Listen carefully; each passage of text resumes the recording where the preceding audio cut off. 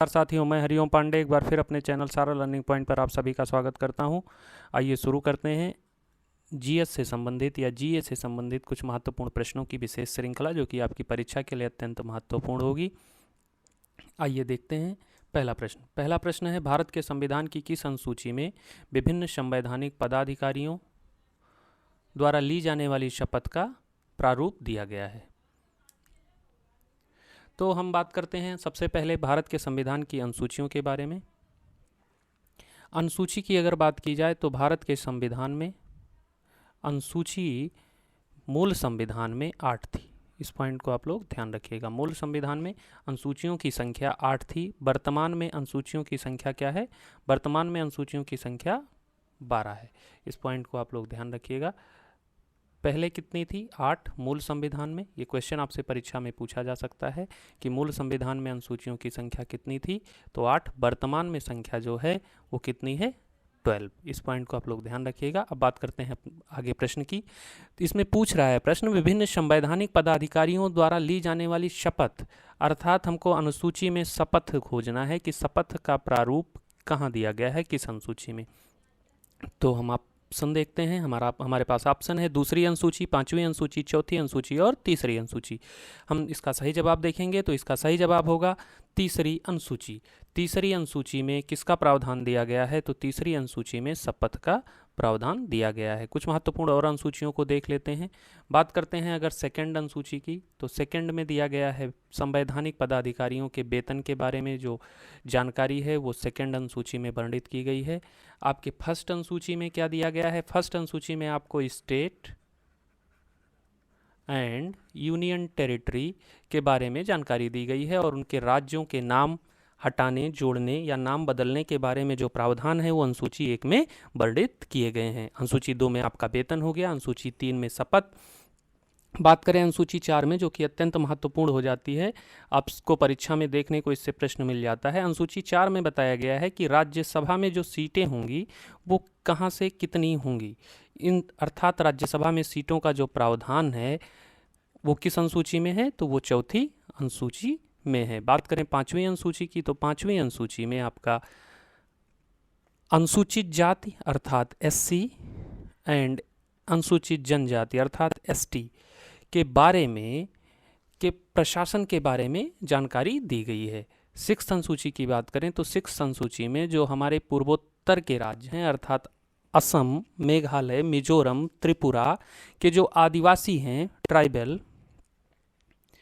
जो ट्राइबल हैं वहाँ के, उनके प्रशासन के बारे में जानकारी दी गई है। बात करें अगर सेवंथ अनुसूची की, तो सेवंथ अनुसूची में स्टेट एंड सेंटर रिलेशन दिया गया है।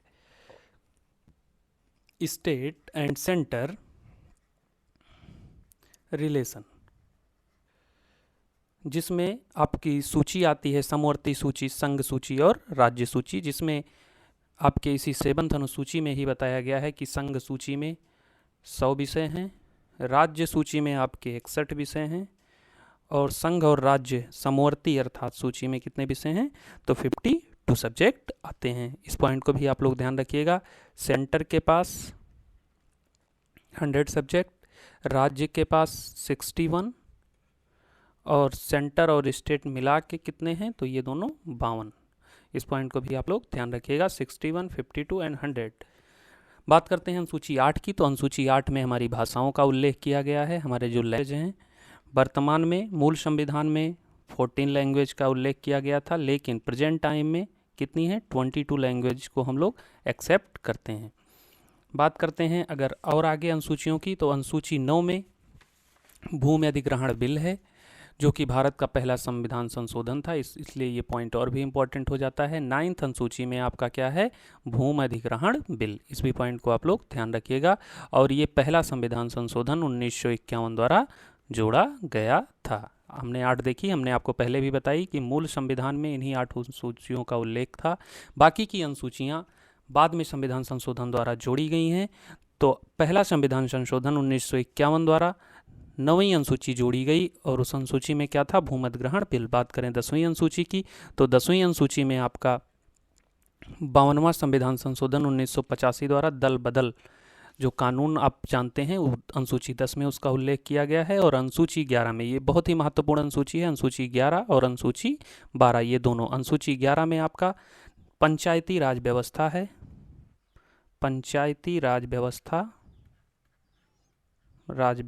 और अनुसूची 12 में आपका नगर पालिका आता है। इस पॉइंट को भी आप लोग ध्यान रखिएगा। अनुसूची 12 में आपका नगर पालिका है और अनुसूची 11 में पंचायती राज व्यवस्था है। बात करते हैं अगले प्रश्न की।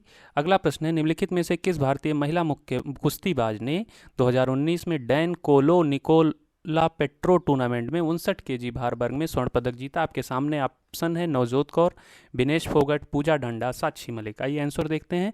इसका सही आंसर होगा पूजा डांडा। बात करते हैं अगले प्रश्न की। हमारा अगला प्रश्न है विज्ञान से संबंधित, मानव शरीर के निम्नलिखित में से किस अंग में कार्बोहाइड्रेट को ग्लाइकोजन के रूप में संग्रहित किया जाता है? प्रश्न आपसे पूछ रहा है कि मानव शरीर का वह कौन सा अंग है जिसमें कार्बोहाइड्रेट को ग्लाइकोजन के रूप में संग्रहित करके रखा जाता है? तो आपका सही आंसर होगा, क्या होगा? जिगर। जिगर को हम लोग कई और नामों से जानते हैं, लीवर से भी जिगर को जानते हैं, यकृत के रूप में भी हम लोग जिगर को जानते हैं। आइए देख लेते हैं लीवर से संबंधित कुछ जानकारी। तो लीवर जो है वो कार्बोहाइड्रेट के चयापचय में और पानी के भंडारण में सक्रिय भूमिका निभाता है। जैसा कि हम जानते हैं, लीवर मानव शरीर में शर्करा के स्तर को नियंत्रित करता है। यदि किसी व्यक्ति का लीवर फैटी हो जाता है तो उसे टाइप 2 मधुमेह हो जाता है। कब? जब लीवर फैटी होता है। देखिए कार्य दिया हुआ है, यह ग्लाइकोजन में कार्बोहाइड्रेट को समृद्ध खाद्य पदार्थों से ग्लूकोज को धर्मांतरित करता है और लीवर में जमा करता है। प्रश्न आपसे यही पूछ रहा है कि कार्बोहाइड्रेट को ग्लाइकोजन के रूप में कौन संग्रहित करता है? तो सही उत्तर होगा जिगर, लीवर या यकृत।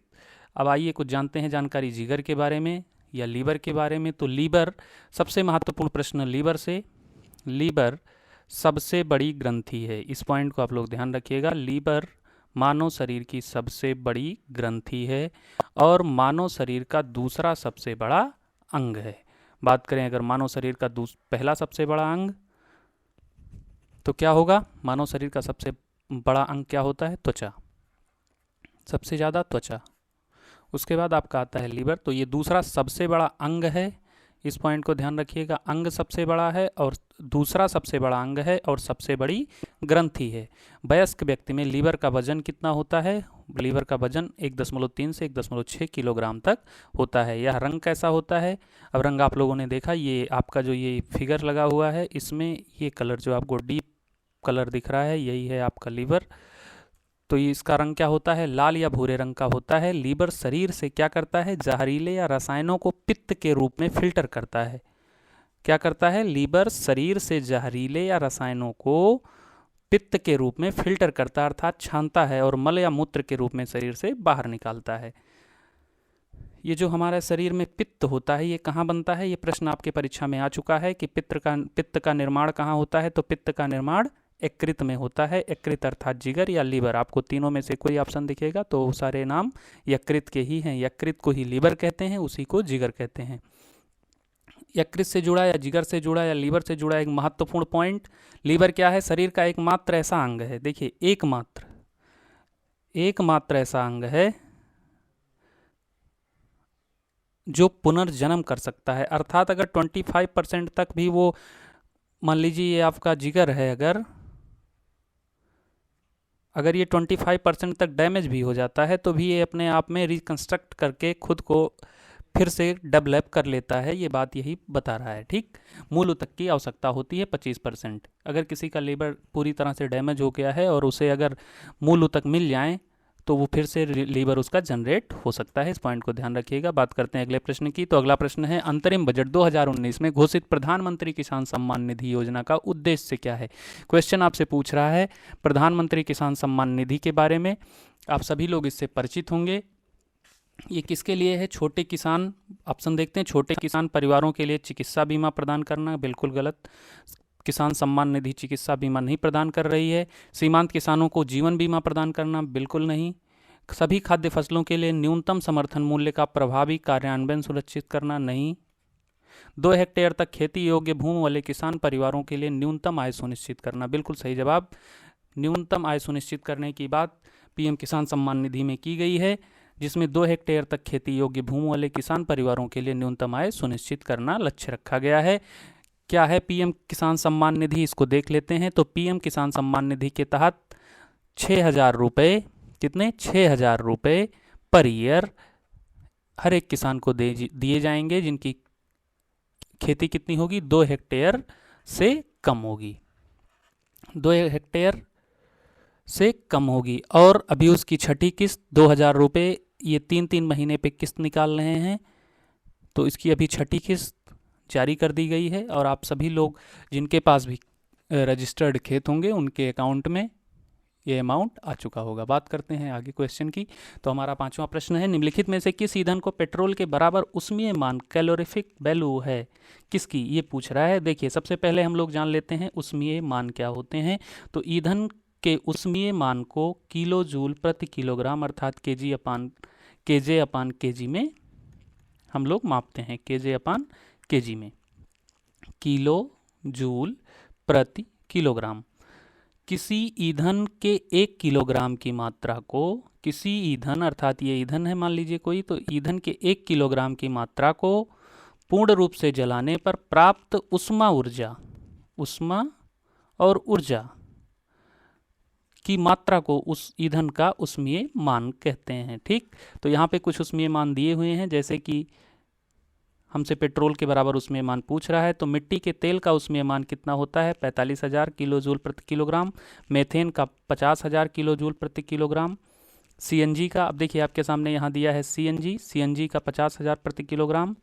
केरोसिन अर्थात मिट्टी का तेल जिसका 45,000 किलो जूल प्रति किलोग्राम। और एलपीजी का 55,000 प्रति किलो जूल प्रति किलोग्राम, किलो जूल प्रति किलोग्राम। तो हमको मीथेन का देखना है, मीथेन का 5,000, एलपीजी का 55,000, सॉरी ये 50,000, 55,000, केरोसिन का 45,000 और सीएनजी का 50,000। तो हम यहाँ देख रहे हैं हमारी 2 वैल्यू सिर्फ मैच कर रही है, सीएनजी और मीथेन।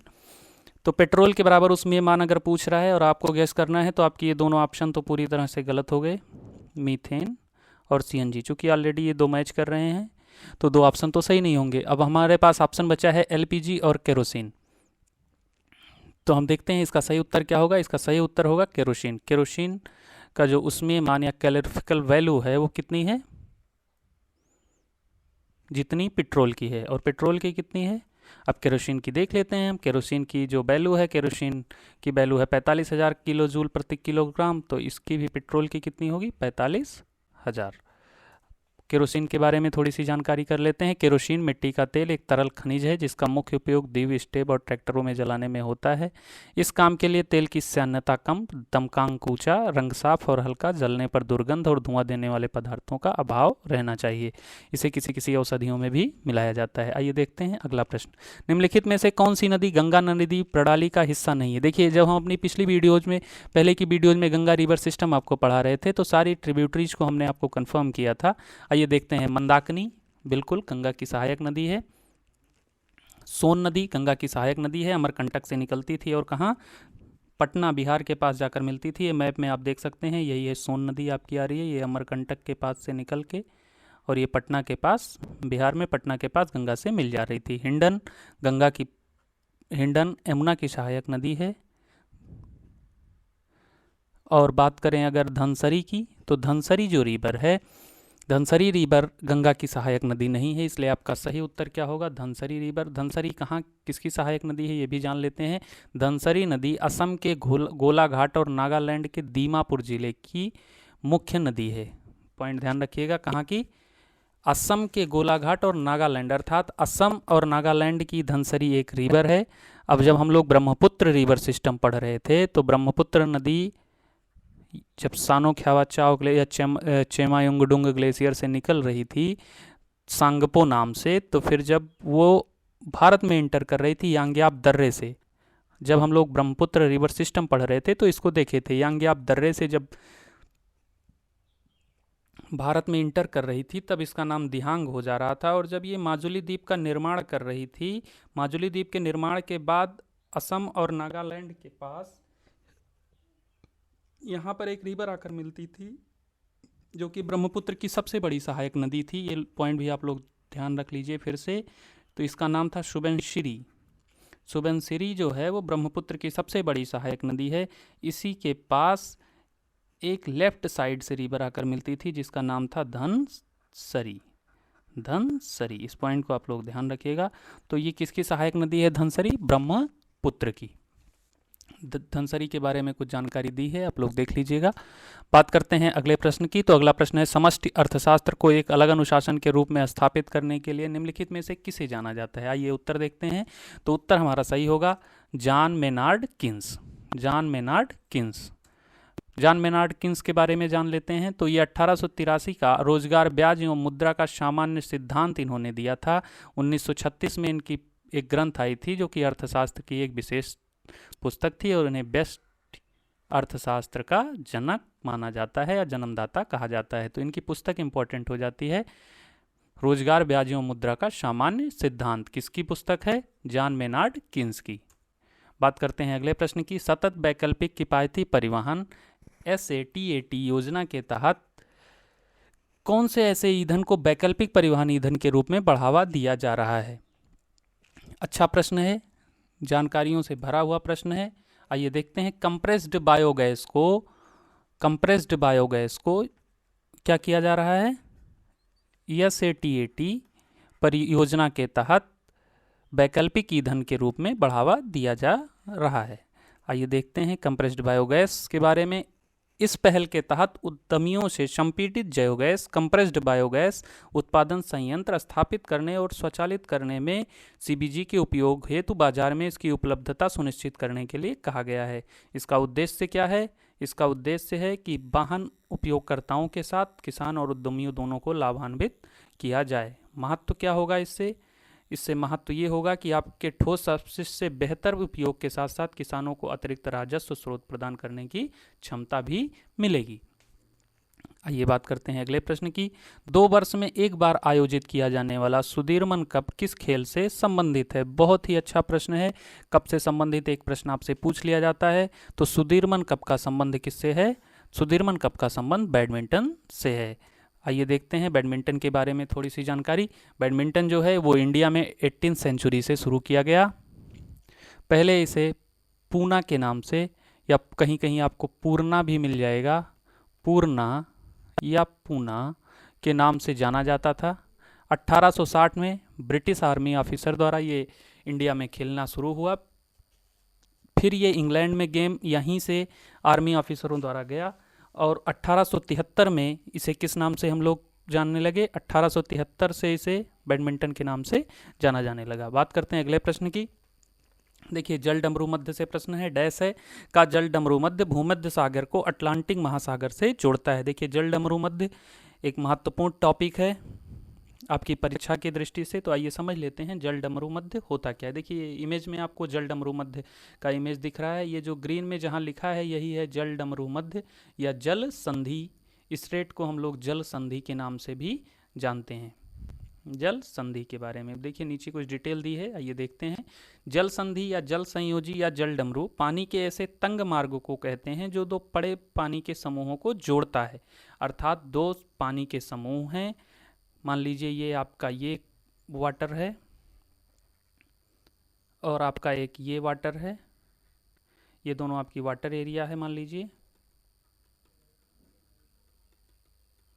ये आपकी वाटर एरिया हो गई और इनको जोड़ना अर्थात यहाँ से मान लीजिए ये जोड़ ऐसे कहीं कटा हुआ है और यहाँ से भी जल जा रहा है। तो ये जो बीच की एरिया आपको दिख रही है ये एरिया यही आपकी है जल संधि या जल डमरू मध्य। देखिए आगे दिया है जिसमें से नौकाएं गुजरकर एक बड़े जलाशय से दूसरे बड़े जलाशय तक। अब कोई नदी यहाँ से कोई नाव आई यहाँ से आते हुए अभी एक बड़ा जलाशय ये हो गया, एक बड़े जलाशय से एक पतले रास्ते द्वारा एक बड़े जलाशय में प्रवेश, दूसरे बड़े जलाशय में प्रवेश कर रही हैं। तो ये जो पतला सकरा मार्ग है इसी को जल संधि या जल डमरू मध्य कहते हैं। तो इसका सही आपका जवाब क्या होगा? भूमध्य सागर। भूमध्य सागर और अटलांटिक सागर को कौन सी जल डमरू मध्य जोड़ती है? तो आपका सही उत्तर होगा जिब्राल्टर। आइए जिब्राल्टर के बारे में थोड़ी सी हम लोग जानकारी करते हैं। जिब्राल्टर जल संधि पूर्व में भूमध्य सागर को और पश्चिम में अटलांटिक महासागर को जोड़ती है। अब देखिए आपका ये है मेडिटेरियन सी, इमेज आपके सामने है, ये है भूमध्य सागर और आपका ये है अटलांटिक ओशियन, ये पूरा। ये जो आपको छोटा सा भाग दिख रहा है यही है आपकी जिब्राल्टर जल संधि, जो कि किसको किसको जोड़ रही है, जो कि मेडिटेरियन सी और अटलांटिक ओशियन को जोड़ रही है। ऊपर आपका है ये यूरोप, नीचे आपका अफ्रीका, स्पेन के पास, और यहाँ है मोरक्को। अफ्रीका के बीच में एक जल संधि बनती है, इसी को कहते हैं जिब्राल्टर जल संधि, और ये मेडिटेरियन सी और अटलांटिक ओशियन को जोड़ती है। वर्ल्ड मैप में आप देख सकते हैं यहाँ स्थिति है जिब्राल्टर जल संधि कि ये आपका है भूमध्य सागर और ये आपका दिख रहा है अटलांटिक ओशियन। इनको जो जोड़ती है वो कौन सी जल संधि है, जिब्राल्टर। बात करते हैं अगले प्रश्न की। यूनेस्को द्वारा निर्मित मानवता की अमूर्त संस्कृति विरासत प्रतिनिधि में थेतरस समुदाय को किस विशेषता के कारण शामिल किया गया है। तो सबसे पहले देख लेते हैं हम लोग यूनेस्को क्या है। तो यूनेस्को संयुक्त राष्ट्र शैक्षिक वैज्ञानिक एवं सांस्कृतिक संगठन का लघु रूप है। संयुक्त राष्ट्र शैक्षिक वैज्ञानिक तथा सांस्कृतिक संगठन संयुक्त राष्ट्र का एक घटक निकाय है। इसका कार्य शिक्षा, प्रकृति तथा समाज विज्ञान, संस्कृति तथा संचार के माध्यम से अंतर्राष्ट्रीय शांति को बढ़ावा देना है। इसका स्रोत विकिपीडिया से लिया गया है। इसका मुख्यालय कहाँ है, तो यूनेस्को का मुख्यालय है आपका पेरिस में। कहाँ पर है, यूनेस्को का मुख्यालय है आपका पेरिस में। इस पॉइंट को आप लोग ध्यान रखिएगा। पेरिस फ्रांस में है, फ्रांस की कैपिटल है पेरिस। स्थापना हुई थी 16 नवंबर 1945 को लंदन, यूनाइटेड किंगडम में। कुछ मुखिया की बात कर लेते हैं। तो वर्तमान में इसके प्रमुख हैं आंद्रे अजोले, और संस्थापक में भारत, यूनाइटेड स्टेट, तुर्की और चाइना, और एक दो और कंट्रियां भी थी। आइए देख लेते हैं थेथरस समुदाय के बारे में। तो थेथरस ये जो सांस्कृतिक विरासत है, इस 2019 में 9 ऐसी चीज़ें थी जिसमें से थेथरस भी एक है। थेथरस जो कि पीतल और तांबे के बर्तन बनाने के लिए प्रसिद्ध समुदाय है, इसीलिए इनको शामिल किया गया है। कहाँ, अमूर्त सांस्कृतिक विरासत प्रतिनिधि में। और इसके साथ ही 8 और अर्थात टोटल 9 भारतीय ऐसी अमूर्त सांस्कृतिक विरासत सूची में शामिल किए गए हैं। बात करते हैं अगले प्रश्न की। तो प्रसिद्ध खजुराहो स्मारक समूह का निर्माण किसके द्वारा कराया गया था। बहुत ही महत्वपूर्ण प्रश्न है। खजुराहो स्मारक समूह का निर्माण चंदेल वंश के शासकों द्वारा कराया गया था। बात करें अगर खजुराहो की, तो खजुराहो भारत के मध्य प्रदेश प्रांत में स्थित एक प्रमुख शहर है जो अपने प्राचीन एवं मध्यकालीन मंदिरों के लिए विश्वविख्यात है। इसकी लोकेशन कहाँ है, तो ये मध्य प्रदेश के छतरपुर जिले में स्थित है। इस पॉइंट को आप लोग ध्यान रखिएगा। मुड़े हुए पत्थरों से इसका निर्माण कराया गया है। इसमें कौन कौन से प्राचीन हिंदू और जैन मंदिरों को शामिल किया गया है। देश की सर्वोत्कृष्ट मध्यकालीन स्मारक है। बात करते हैं चंदेल वंश की, तो खजुराहो का इतिहास लगभग 1000 साल पुराना है। चंदेल साम्राज्य में अब देखिए आपसे क्वेश्चन पूछ सकता है कि संस्थापक कौन थे, तो इसके संस्थापक थे चंद्र बर्मन, जो कि चंदेल वंश के शासक थे। ठीक, कुछ इंपॉर्टेंट जानकारी है। इसमें कुछ महत्वपूर्ण मंदिर हैं, जिसमें कंदरिया महादेव मंदिर उन सब में सबसे बड़ा मंदिर है। बात करते हैं अगले प्रश्न की। तो वरीयता क्रम के अनुसार निम्नलिखित में से सबसे उच्च प्रोटोकॉल किसे मिलता है। आपके सामने ऑप्शन है। भारत के उच्चतम न्यायालय के न्यायाधीश, भारत रत्न प्राप्तकर्ता, केंद्रीय कैबिनेट मंत्री, राज्यसभा के उपाध्यक्ष। आइए देखते हैं इसका आंसर सही होगा केंद्रीय कैबिनेट मंत्री। भारतीय गणराज्य में कार्यकारी अधिकार का प्रयोग करता है। इसमें वरिष्ठ मंत्री केंद्रीय कैबिनेट मंत्री कहलाते हैं, जिनका नेतृत्व प्रधानमंत्री करते हैं। ये सारे पॉइंट आपके सामने हैं। तो आपका सही क्रम क्या होगा, उच्च प्रोटोकॉल सबसे ज़्यादा किसको मिलता है, तो सबसे ज़्यादा उच्च प्रोटोकॉल आपको मिलेगा केंद्रीय कैबिनेट मंत्री को। बात करते हैं अगले प्रश्न की। अगला प्रश्न है, निम्नलिखित में से YV रेड्डी, जो कि पूर्व गवर्नर रह चुके हैं RBI के साथ इंडियन फिस्कल फेडरलिज्म पुस्तक का सह लेखन किसने किया। तो सही जवाब क्या होगा, सही जवाब होगा GR रेड्डी। आपके सामने सही जवाब है GR रेड्डी। बात करते हैं, अब ये देखिए आपके सामने ये बुक का फर्स्ट कवर लगा हुआ है, इंडियन फिस्कल फेडरलिज्म, और राइटर हैं YV रेड्डी और GR रेड्डी। बात करते हैं अगले प्रश्न की। तो निम्नलिखित में से कौन सा संगठन वैश्विक प्रतिस्पर्धा सूचकांक नामक वार्षिक रिपोर्ट प्रकाशित करता है? देखिए बहुत ही अच्छा प्रश्न है। इंडेक्स से आपसे एक क्वेश्चन पूछा जाता है, तो आपके सामने ये क्वेश्चन है, वैश्विक प्रतिस्पर्धा सूचकांक नामक विशेष रिपोर्ट कौन प्रकाशित करता है? आपके सामने ऑप्शन है विश्व आर्थिक मंच, अंतर्राष्ट्रीय मुद्रा कोष, एशियाई विकास बैंक या विश्व बैंक। आपका सही जवाब होगा विश्व आर्थिक मंच, जिसकी स्थापना कब हुई थी? स्थापना हुई थी 1971 में। मुख्यालय इस समय वर्तमान में है कोलोगनी, स्विट्जरलैंड में, और यह विश्वव्यापी संस्था है। वर्तमान में इसके जो सीईओ हैं वो कौन है? Klaus M Schwab. इस पॉइंट को आप लोग ध्यान रखिएगा।